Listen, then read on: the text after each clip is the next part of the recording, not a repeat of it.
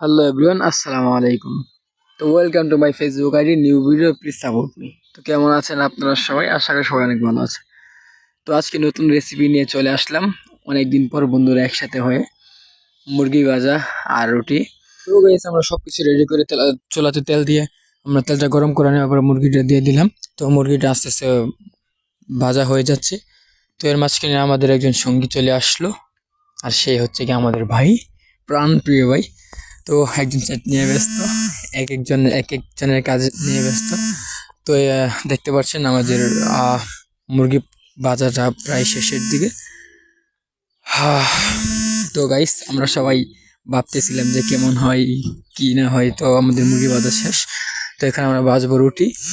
এই যে দেখেন, আমরা রুটি ভাজা শুরু করে দিয়েছি অলরেডি।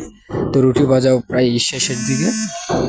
আর সব মিলে আমরা যেটা পেলাম, এটা আপনারা বর্তমান দেখতে পাচ্ছেন স্ক্রিনে প্লেটের উপর রাখা। তো চলুন এখন আমরা রিভিউ করি।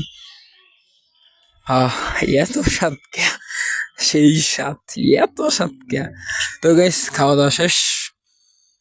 তো সবাই ভালো থাকবেন, আসসালামু আলাইকুম।